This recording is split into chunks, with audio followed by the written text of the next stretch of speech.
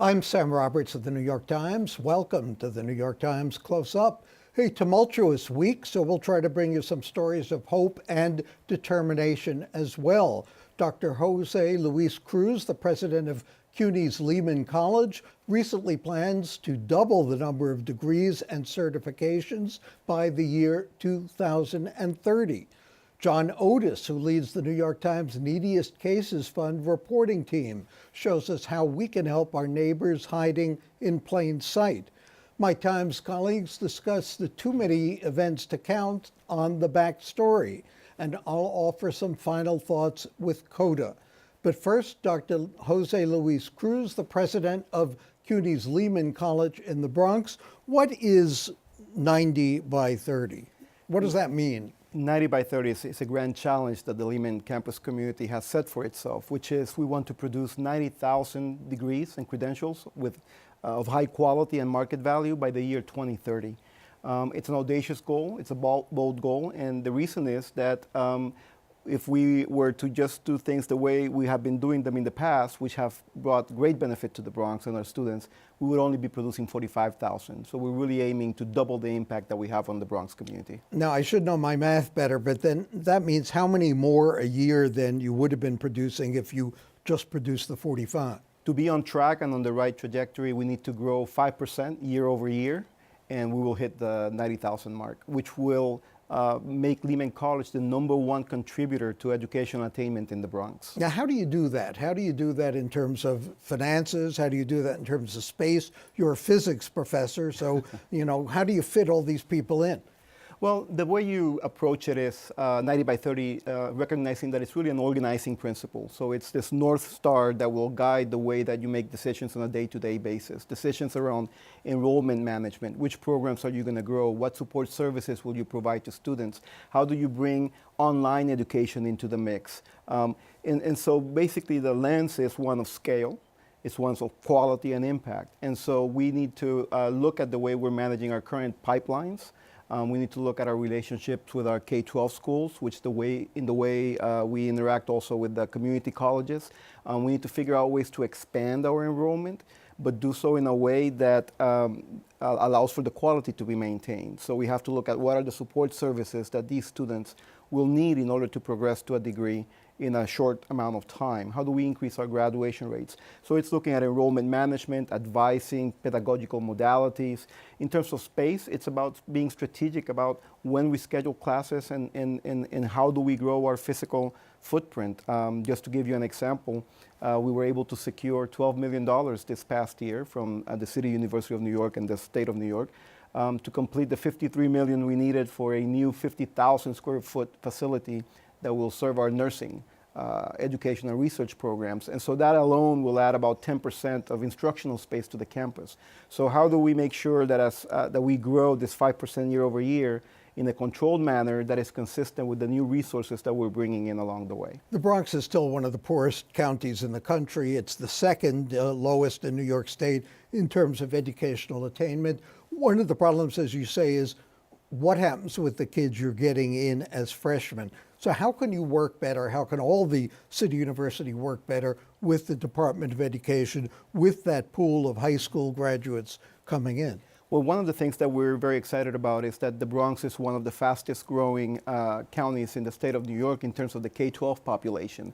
And we're also seeing that the students are coming out better prepared. So the question is, how are we very intentional about working with our counterparts in K-12 in our feeder high schools to make sure that they have the information that we have? Information like, well, our students that we receive from your school are doing better in these particular subjects, but here are some areas where they need improvement. And so how do we build those relationships so that the students will be more prepared? Also, how do we look at the data? A Stanford economist says that Lehman is something like #4 in the country in its ability to move people up from the lower to the middle class, middle income bracket. How do you do that in a sense when so many people are working 2 jobs, when so many people with degrees can't get jobs? How do you steer that education, focus that education on things that will actually produce employment and middle class salaries? Well, the best way of doing that is to have your ear on the ground in terms of what are the needs of industry. and nonprofit organizations that serve the Bronx and other areas in New York City. So one example is the work that Lehman College has been doing in the past several months in conjunction with the New York City Mayor's office to look at how do we double the number of computer science graduates that can then support the booming industry, tech industry in the city. And so we have been able to align the work of our faculty and our programs with the needs of industry. And in the process, because we're willing to do that and we're good at doing that, we're getting the funding we need to bring faculty members that have industry experience into our classroom and access to an advisory board of tech leaders that will help make sure that we're guiding the curriculum in the right direction. I was struck about one fact about Lehman, that more than half of the students come from the Bronx. I would have thought it would have been even higher. Where do the rest of them come from? We are getting a lot of students from the other boroughs and Westchester County as well. And so there's a lot of mobility right now in terms of where students within the City University of New York, the connected City University of New York, pursue their studies. Our number 2 feeder from a community college standpoint, students that are transferring in, are students that got their associate's degree at the Borough of Manhattan Community College. So it's part of that mobility that the system allows. Really, that's fascinating. And is there some limitation on space, on money? Is there some ideal enrollment figure that you would want to see for Lehman? I think that if we get on track to balance the student body that we have coming in as transfers and as freshmen, right now 80% of our students coming in are transfers from community college and only 20% are freshmen from high school. If we can balance that out and streamline our pipeline, we can see probably a 20-25% increase in enrollment over the next 5 years that will position us with increases in graduation rates to get on that right trajectory to 90,000. The other thing I need to stress is that the 90,000 is not just undergraduate degrees and graduate degrees, it's certificates, it's workforce certificates. So just recently we launched an augmented reality and virtual reality facility that allows us to provide 11-month programs that produce credentials that have high value in the marketplace. And so those are ways that we can really impact our working age population in getting them credentials that will augment their financial status. And oh, by the way, those are the parents of the kids that are currently in K-12. And so that will also have an impact not only on their financial situation, but also the way they view higher ed in their lives. So it's not just about getting a degree, it's getting a job. Thanks to Dr. Jose Luis Cruz for joining us, the head of Lehman College. You could get more information being part of its future right now. Visit the college's website at lehman.cuny.edu. And when I return, my Times colleague John Otis on the Times Neediest Cases Fund in its 106th year of helping our neighbors.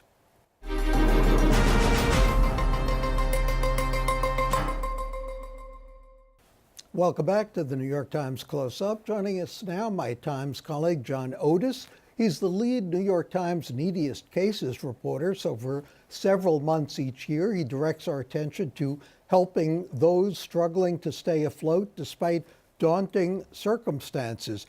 John, do you ever run out of people to write about? Unfortunately, no. There's always new neediest cases, new people in need, and you see a lot of the same themes, too. Over the course of the time I've done this, you still have people with sick kids who fall sick themselves, lose a job unexpectedly, have a death in the family, make a mistake, end up in jail on drugs. We cover so many different varieties of stories, and they keep continuing to. You've been doing this with, writing this with Emily Palmer mostly, and this is, I think, the 106th year of the Neediest Cases. The Times, of course, covers all the administrative costs of running the fund. Has anything changed? You've been doing this now for 8 years yourself in terms of who is needy.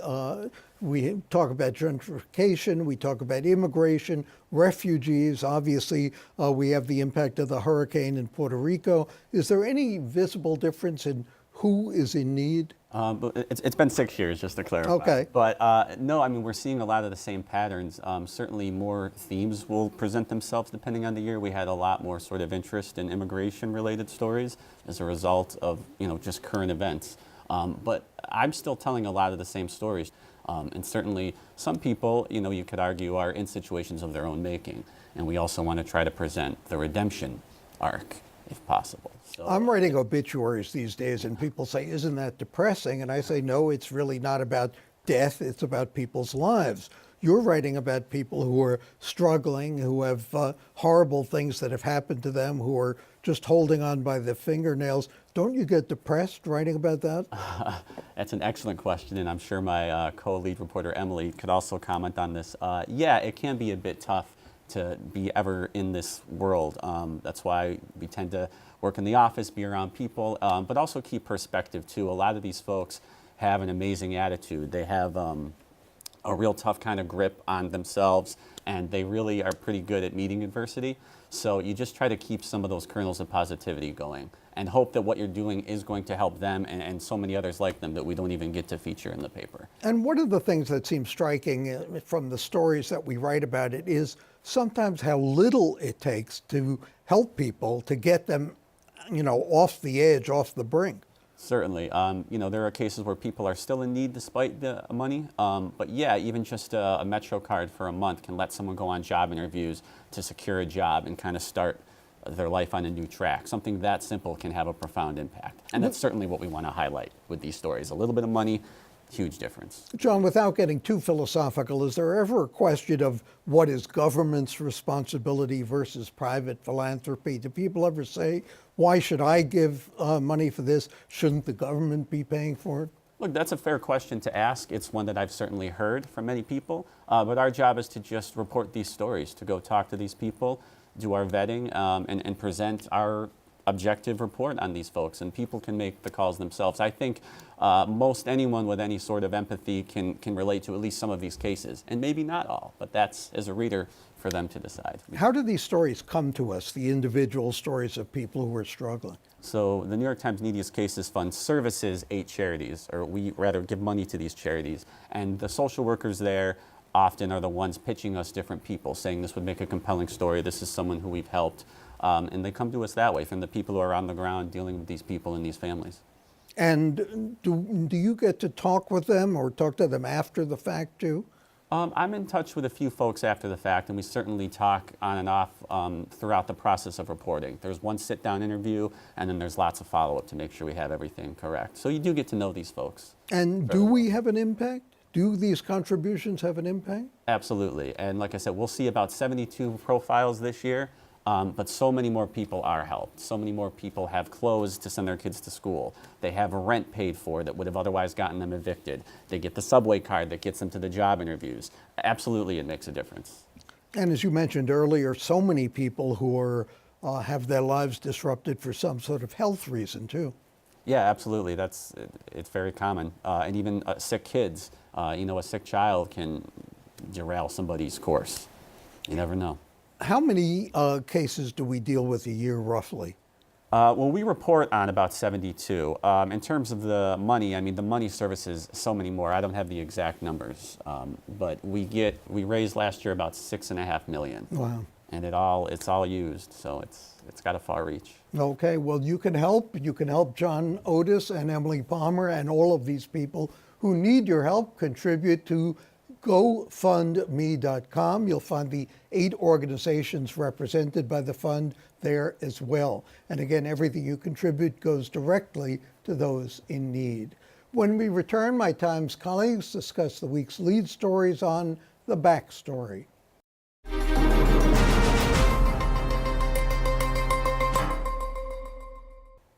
Welcome back. Where to begin from the president's tweets and misrepresentations of facts angering a host of people he needs on his side, to more sex abuse accusations to take our minds off potential tax increases.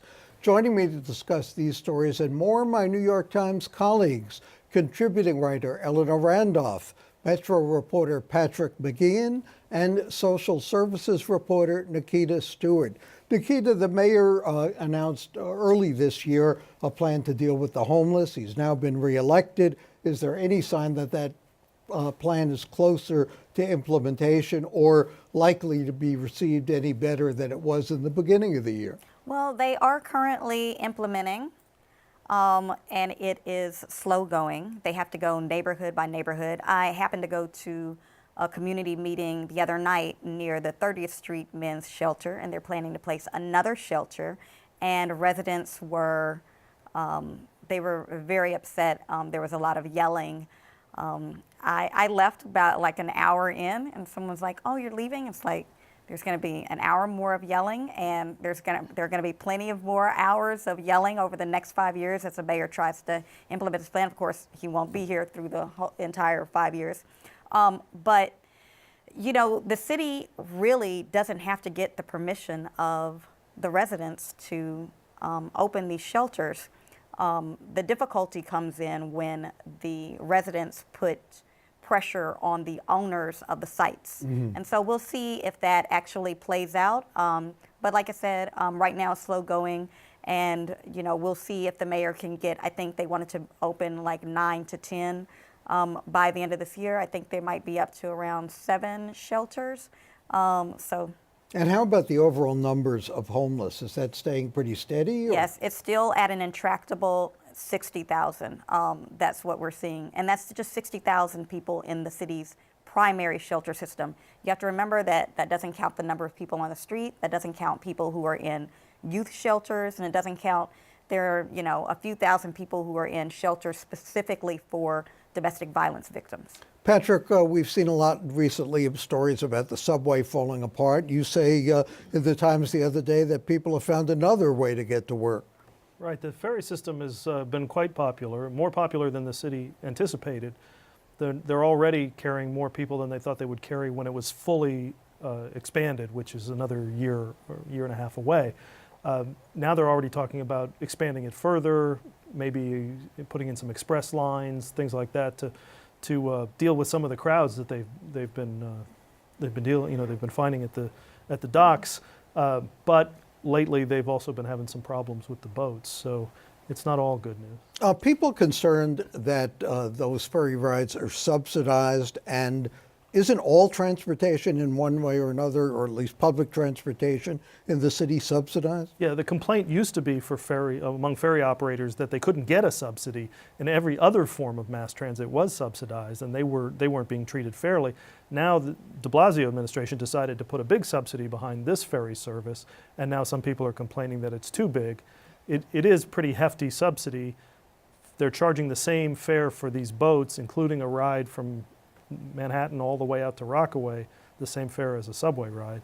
We'll see how long that'll last. Speaking of the, go ahead, Ellen. I was just going to say, meanwhile, the RPA, Regional Plan Association, has come up with a really interesting report. I mean, they are the deep thinkers. They're our sort of New York City think tank in some ways, and they've come up with this proposal there are a lot of ways we can help the subway system. And one of the things that's interesting is they're suggesting that the subway system be closed between 12:30 a.m. to 5 a.m. And so that would be a time that the MTA could work on these subways without having, you know, all of us, you know, stewing on the station. So this new proposal is really, really interesting. It talks about ways you can fund the subway. Obviously, there's going to have to be some kind of congestion pricing plan, but I was really thrilled to see that the RPA has spent that much time coming up with a series of proposals. What about all those people who work at night, though? Right. That's what I was going to bring up. What I find problematic is the fact that there are so many people who work at night, and a lot of those people work in low-wage jobs. And those are folks who are poor and need the public transportation. And, you know, Jim Dwyer had a great column about these long commutes. And if you think that, you know, well, you can just use the bus is a long ride, and we're talking about people's time. So I hope that they take the time to consider what could happen to people who are less fortunate. Yeah, and apart from the people who are partying all night, of course, as you say, there are a lot of very low-income people who have no other way to get to work at night than the subway. There are about 80,000 people who take the subway That's during a the lot. week. During the week. So what if you stopped the subways on weekends at 12:30 to 5 a.m.? Then all you'd hit were the party crowds, and if they wanted to take this bus Okay. I think I think part of New York's self-image is being open 24/7, and I think it's a Yeah, but you've big got- lift to Somebody's to going to close have them. to figure out. What how about to the do something people about the cleaning subway. offices, cleaning hotels, people with jobs like that who work at night? How are they going to get to work? It's a very good question. Let me ask a question about what's going on all around us, and that is this reckoning that's taking place about abuse by men in prominent places. Why is this happening sort of all of a sudden, becoming public, becoming open? And why so belatedly? Well, I mean, I don't know, but I think a lot of women got really, really angry after the Trump election because not only of the things that he said, Trump himself, but you know, many of these women probably supported Hillary Clinton, although some of them probably didn't. But that anger came out, and so you could almost see it sort of rolling through across the country. After it was Harvey Weinstein, Matt Lauer surprised me, but I didn't know him. You know, you can just see that there is this anger that's going to have to sort of dissipate, and I think probably it would be good for men to sort of think a little bit about how it feels to be harassed and abused in this way, especially by somebody who has control over your job and your life. How come that hasn't rubbed off on Donald Trump, or for that matter, on Bill Clinton? I don't know. I don't Over know. to you, Nikita. Yeah, I don't know. It's interesting because it seems that politics so far is immune to this. I mean, if you think about all of the people who have stepped down or who have been forced out or have been outright fired, they're not in politics. I mean, when you look at some of the recent You have John accusations and Conyers, allegations, possibly. you have Conyers, but he's still there. Franken, he's still there. Roy Moore, he's still there. So I think that right now it's like there's politics is living within this bubble, but we'll see if someone pops it. Well, is the rationale for that the voters put them there and it's the right of the voters to take them away, as opposed to somebody in private industry with a employment contract? I think so. I think there's not somebody telling them you have to go, right? In each of these private industry Yes, cases. but in the they've media said- case, somebody, even maybe your brother, if you're Harvey Weinstein, is telling you it's time to go. Yeah, but Conyers, they've asked Conyers to go. They've asked him to resign. Right. But they can't Right. tell him to Right. resign They can't tell- unless they actually No. censure him or take some sort of action. Yeah. Let me ask quickly about another story that appeared in the Times this past week on the Nazi sympathizer whom we profiled. A lot of complaints that we normalized this person by making him sound like he was normal. Isn't that the banality of evil, though, rather than saying this behavior is acceptable or not? I'm really troubled by this criticism of the media for normalizing things that are, when we're just really reporting them as they are. I mean, it's not our role as reporters to analyze them and judge them. It's our role to put it out there and let you decide what you think about it. So here's a Nazi sympathizer living what's a fairly normal life otherwise, and we just did a story about it. Yeah, I think in retrospect, it might have helped to have one paragraph saying most people might expect this guy to be a nutball, but, just something setting up the fact that he is so normal. But Or to hear more detail, I would like to have heard more detail about his points of view, about how, how abnormal they are. yes, because I mean he did seem pretty normal. I mean, and I guess the main point seems to be this person could live right next door to you, and it's not that unusual. I think what people really want to know is what makes them tick, and I think that's the hardest thing to answer. What That's actually true. does make this guy tick? Thanks to Eleanor Randolph, Patrick McGee, and Nikita Stewart of the Times for joining us, and I'll be back with some final thoughts in a moment.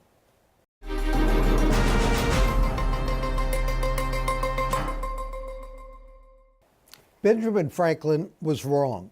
Death, as he said, remains a certainty. Taxes, not anymore.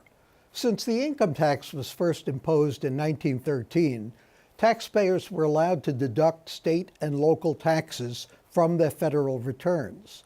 But congressional bill drafters are tampering with that formula in ways that could profoundly affect states like New York.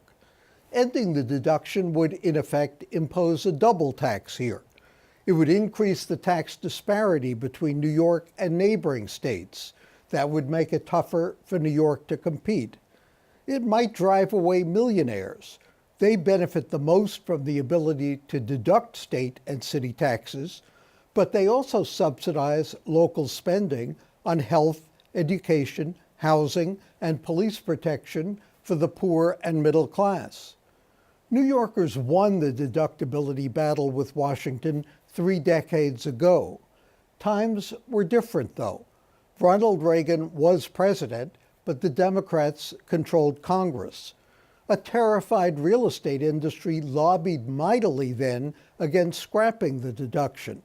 But this time, big developers have been mollified by other tax breaks. Legacy New York corporations that protested have now gone global. They think they have less of a stake in the city. Conservatives complain that the state and local deduction amounts to a federal subsidy, that it lets profligate states mask the fiscal burden they place on their taxpayers. Mick Mulvaney, the president's budget director, says, "I don't think it's up to the federal government to save New York from its bad decisions." But in a Times op-ed essay this past week, Nicole Galinas suggests otherwise, and she's no flaming liberal. She's a contributor to the City Journal, published by the Manhattan Institute, a respected champion of capitalism and federalism. Scholars and judges differ over where state control ends and federal oversight starts, she writes.